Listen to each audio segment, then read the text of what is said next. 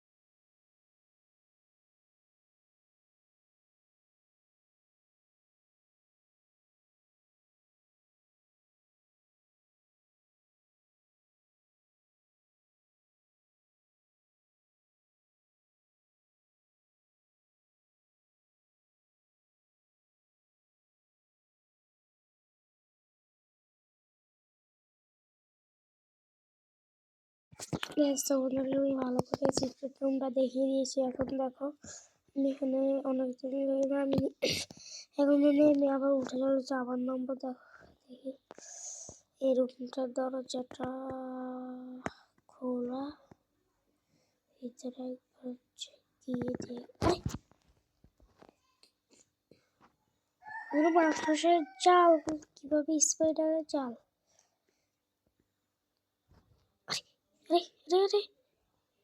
এখানে আরেকটা রুম, এই রুমের ভিতরে ঢুকি গাইস। এটা কি? এটা যে মানুষের ছবি, দুইজনের অনেকগুলো হাত। আর আমাকে সবাই বলতে এখানে এই দুজন মহিলা এবং একটা ছেলে থাকতো। এখন সত্যি তোদের কথা, দুইটা ছবি ভিতরে গাইস। এই অবস্থা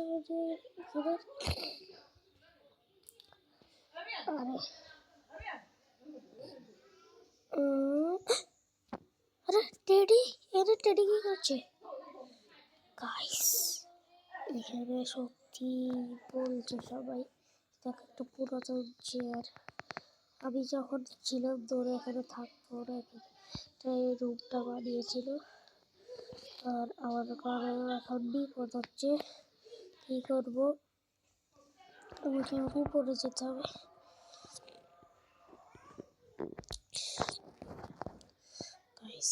এই চিঠিছিলাম কেন?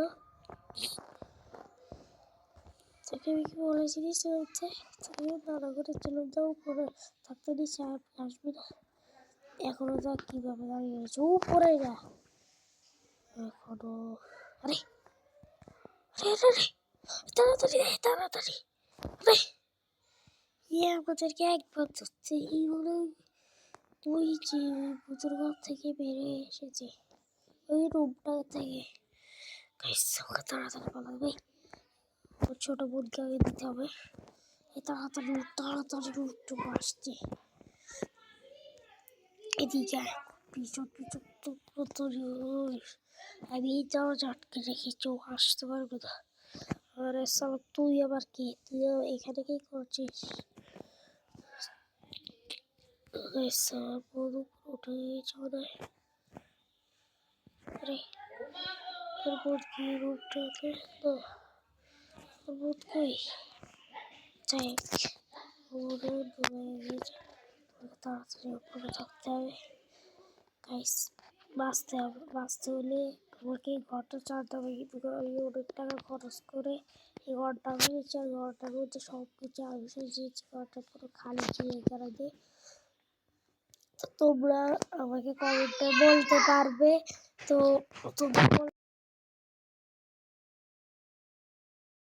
কিভাবে আমি এই ঘরটার এই যে ভূত ছিল না, এই ভূতটাকে কিভাবে আমি বাইর করব।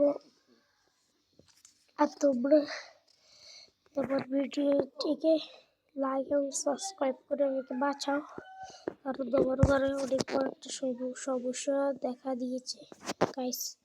আমার পাশে থেকে তোমরা পার্ট 2 জন্য কমেন্ট করো।